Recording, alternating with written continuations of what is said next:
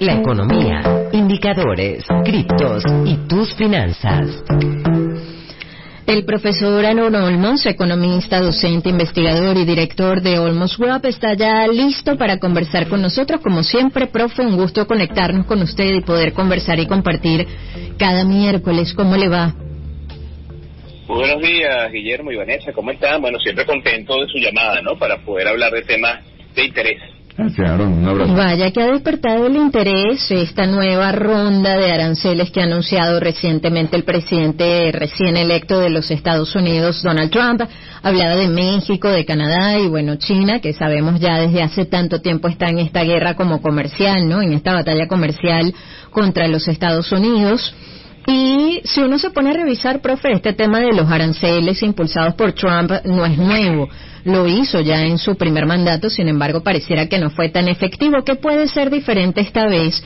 ¿Y cuáles pudiesen ser las repercusiones de esos aranceles que ha anunciado recientemente y que obviamente, bueno, serían parte de su política apenas asuma en enero del próximo año?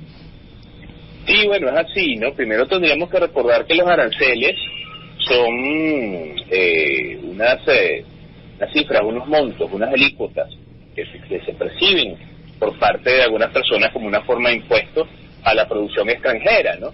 Y básicamente esto forma parte de una política proteccionista de mercado, donde de alguna manera se pretende encarecer los precios de esas importaciones en el mercado interno para favorecer la producción nacional, ¿no? De hecho, bueno, Estados Unidos, una nación increíblemente grande, un PIB altísimo y unos niveles de producción altísimos también, bueno, pues tiene sociales importantísimas con Brasil, con México, con Canadá, pero principalmente el foco lo ha puesto sobre Canadá, México y China, ¿no?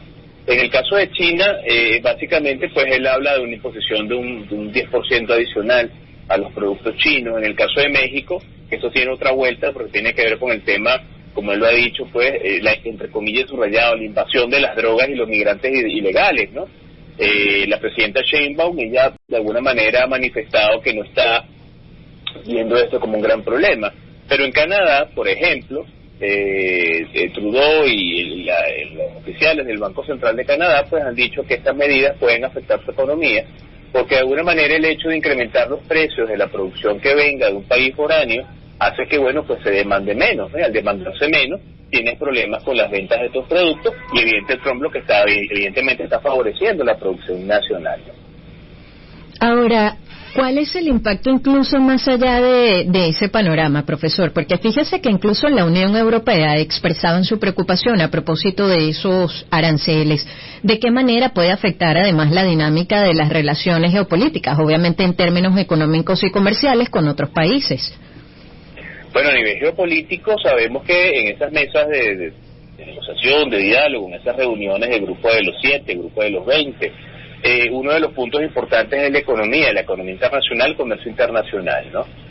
Suelen asistir a estas reuniones, pues, empresarios en estas rondas de negocios que se dan, pues, en estas grandes reuniones para hablar de los globales. Y el tema con esto es que esta visión de Trump viene a ser bastante radical, distinto pues a lo que se había hecho con Biden, pero bueno, puede afectar las relaciones de palabras comprometidas, puntos de vista que se habían asumido en la gestión anterior con Biden, por ejemplo, bueno, que ahora no va a ser porque Trump está cambiando las reglas del juego. Entonces, de alguna manera, la economía de los países que depende precisamente de la actividad de intercambio con Estados Unidos, en términos de su producción, bueno, yo produzco acá, genero ingresos vendiéndole a Estados Unidos, bueno, eso puede mermarse, ¿no? Y es un poco el tema de cuál puede ser la orientación de esa política económica y esa política internacional que va a tener, que ya tuvimos un primer mandato de Trump, sin embargo, pues pueden venir sorpresas, ¿no? Ahora en enero. Claro. Ahora, Aaron, en una economía tan globalizada, ¿qué autosustentable puede ser un país que con todo lo importante y grande que es Estados Unidos en lo económico, es autosustentable? Esos aranceles que puede él aplicar a China, a Canadá o a México, ¿no pueden ser también un boomerang luego para su propia economía? Mira, Guillermo, ya lo decía Ricardo, ¿no? David Ricardo, un economista clásico, ¿no? Que de alguna manera ninguna nación es autosustentable, ¿no? O sea, en definitiva siempre dependemos en algún porcentaje del resto del mundo. El tema es cómo esto afecta a tu balanza comercial y qué tan dependiente eres tú del resto del mundo.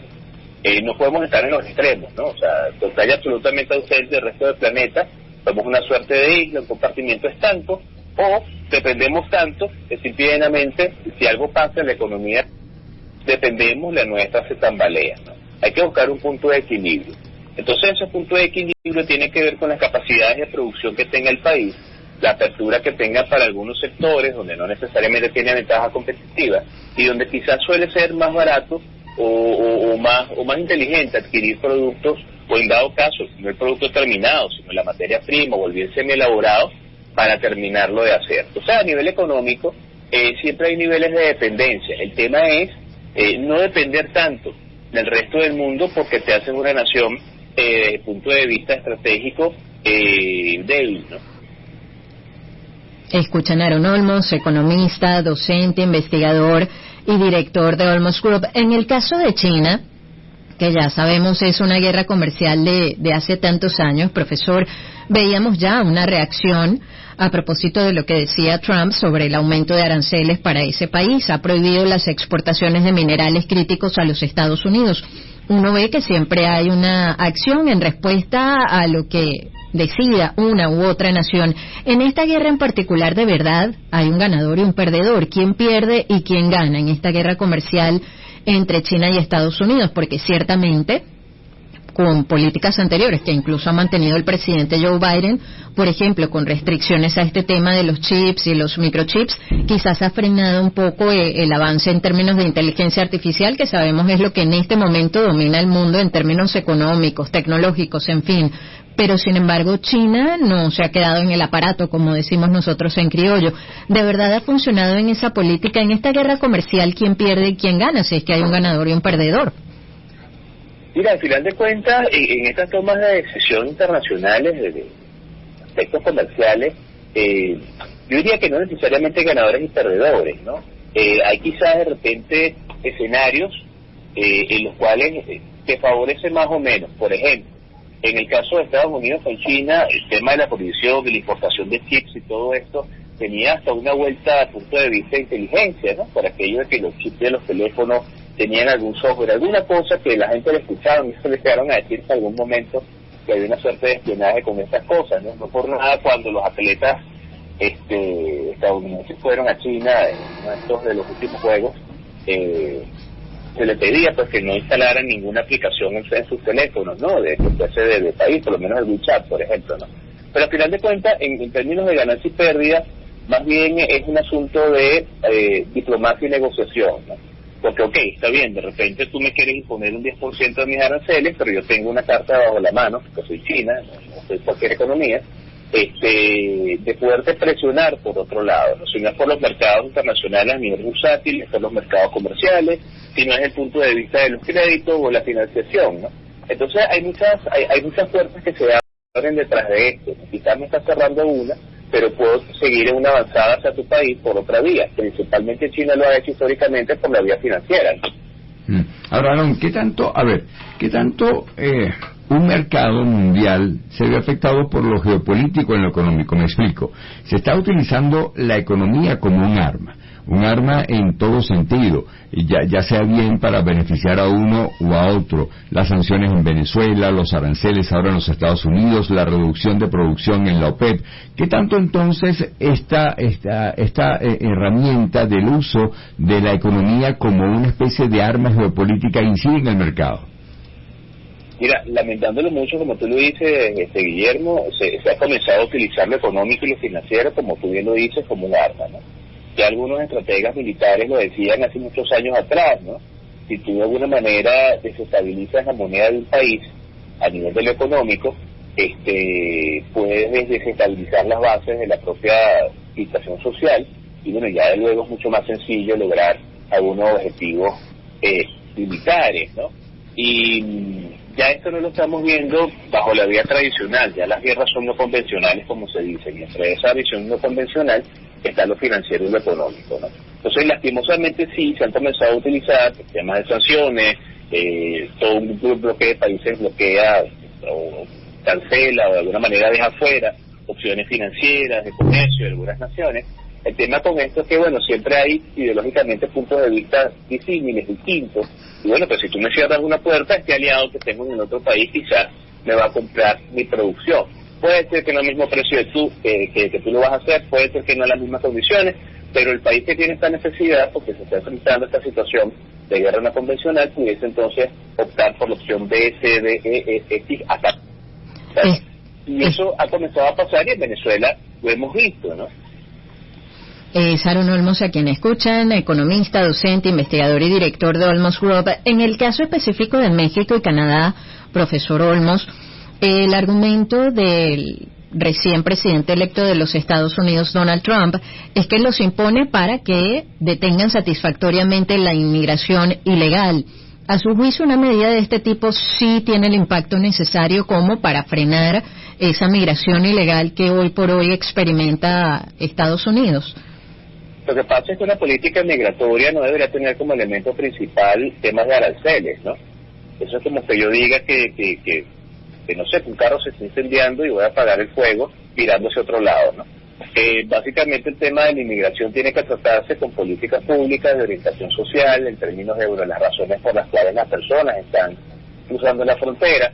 Y bueno, pues el entendimiento diplomático entre los dos países que tienen esta situación, ¿no? El tema de imponer unos aranceles quizás es la idea de hacerle presión al gobierno para que vea disminuir sus niveles de ingresos y decir, bueno, mira, tenemos que hacer algo nosotros para tratar en lo posible de evitar que más de nuestros nacionales se vayan al otro país y de alguna manera tener mejores relaciones económicas, porque al final de cuentas las personas que migran por diferentes razones, económicas, sociales, políticas, de resguardo inclusive, ¿no? Tratar de buscar una mejor vida, un nivel de vida, ¿no?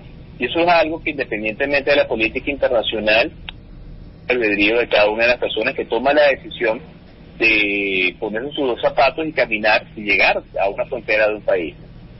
Ahora, si bien es verdad que la política incide, si bien es verdad que puede venir una Reserva Federal y subir o bajar algún punto de interés, o que venga un decreto presidencial y diga subimos los aranceles o bajamos los aranceles, ¿qué tanta vida propia, y no sé si me estoy explicando al decir vida propia, tiene un mercado internacional, Aaron? ¿Qué tanto se acomoda a la oferta y a la demanda? Bueno, los mercados internacionales están vivos porque representan los intereses de los países y sus grupos económicos, ¿no? Entonces, bueno, sinceramente se responde, ¿no? Como un cuerpo vivo. O sea, hay una acción y hay una reacción. Tú me haces algo con los aranceles, yo te hago algo desde el punto de vista político. Tú me haces algo desde el punto de vista político, yo te hago algo desde el punto de vista financiero, ¿no? Entonces, el tema con esto es que, otra vez, la diplomacia en todo esto es muy importante. No es solamente un tema de dinero. Y aquí las cabezas visibles de nuestro gobierno tienen que ponerse de acuerdo. A veces una muy mala toma de decisión económica genera problemas de orden internacional bastante graves, que hace que, bueno, pues la situación vaya más allá de un arancel.